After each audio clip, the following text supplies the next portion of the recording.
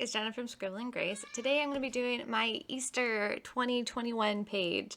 So I'm going to try to keep this springy floral page with some watercolor lettering.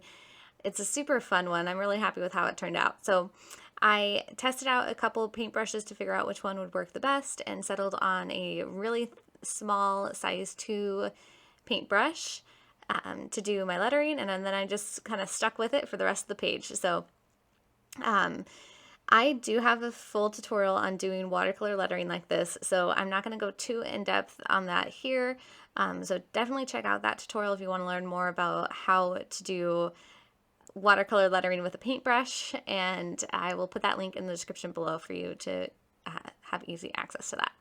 So the key thing to painting or doing lettering with a paintbrush is the amount of water you use. So you want to use just enough water that it will get the paint onto the page without streaks, but you also don't want to use so much water that you get globs like I just did. So as soon as I touched that paintbrush to the page, I got that little glob of water, and that will ruin my upstroke, make it really thick, so you won't get your nice thin upstrokes, and it can even make your downstrokes look wonky too. So I just kind of dabbed up my little blob quickly before I continued on, and there we go. But try to, if you're worried about it, I would say test it out on a side piece of paper before each time you dip your pen in the water, or your paintbrush in the water, and test it on the paper. Make sure you have a nice amount of water to pigment ratio before you put it onto your Bible page. And one of the things with lettering, I think that is a misconception, is that you have to do your letters perfectly the first time. And you can see I did not do that here. I very rarely actually get my lettering perfect the first go around. I often go back over with the tip of my paintbrush or with my brush pen and fill in spaces and fix the shapes to look like how I want them to. So you can see here too, I'm going to go back over some of these letters and thicken up the downstrokes where they're too thin, and go back over the upstrokes where I feel like you can't notice them enough. Just kind of fix those shapes as I see fit. Just with that tip of my paintbrush. And there we go, there's my lettering. So again, check out the full tutorial on watercolor lettering in the description below. So I should probably tell you about the verse I'm working on. I have been really just reading in the end of all the Gospels, Jesus' death and his resurrection, in preparation for Easter, but this page is mostly on Mark 16 verse 6, which says, "He said to them, 'Do not be alarmed. You seek Jesus of Nazareth, who is crucified. He has risen. He is not here. See the place where they laid him.'" So, man, Jesus is so amazing.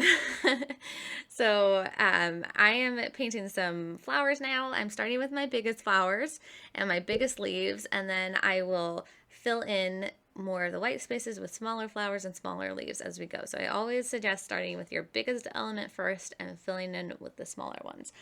So to do these flowers, I'm really just kind of pushing my paintbrush, the same size 2 small paintbrush, onto the page in kind of C shapes or half moon shapes, half circles, into a circle-y shape. So the beauty of these types of flowers is that as long as you keep a little bit of white space in between each stroke so that you can see those petals, it'll look like a flower, which is really cool. So I'm doing leaves here, and these leaves are pretty simple. I'm just using the tip of my paintbrush to draw a line out, as you'll see right here. So drawing a line out, and then just press, lift up, and that creates those nice little tiny leaves. And so I'm just going to continue filling up on either side of those pink flowers with this type of leaf, and then I'm going to continue filling in more white space with other elements. So I'll do some more tinier little flowers, and then just more leaves and maybe even some dots, and just filling in any of that white space around that lettering. So Here I am adding the second type of flower, and these are actually the only two types of flowers I'm doing, the pink and the yellow, and I'm just using the very tip of my paintbrush, applying no pressure at all, just pressing super gently onto my page and just swiggling around in a circly motion. So you can see there's a little bit of white space in between each line, and I'm really just being a little messy with it. And then I'm going to wash my brush out with water and go around all the edges of those little circles to kind of soften those edges and just make them look a little more watercolory, I guess. And they turned out really cute. And now I'm just adding in my second type of leaf, and each leaf that I use is going to be a different color green. My Kuretake Gansai Tambi watercolor set has a bunch of pre-mixed greens, so that's what I'm using. I'll try to find the names and list them in the description below of each color that I used. But if you don't have this set that has all the different pre-mixed greens, you can totally just have fun mixing your own colors. Add a little yellow to make it more lime green, or add maybe a little blue. So have fun with that. And again, I'm just filling in on now with I'm filling in the yellow leaves. I'm attaching the leaves to the yellow flowers, all in that same color. And now I'm just adding some little dots around with purple.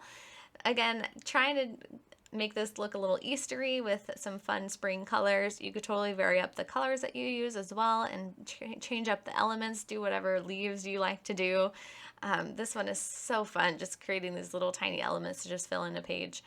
And it didn't take me all too long either. So here I'm adding my third type of leaf, and I was going to do this palm type leaf here with my lime green, and then I felt like if I did that all over the page to fill in the spaces, it would be too busy, and I didn't want that. So I decided to just paint over it and just swipe over it, and just created normal leaves just like the other ones that I was doing.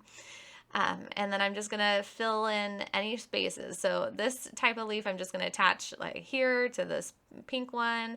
I'll have some maybe going from the outside edge to fill in spaces if I need to, like right there.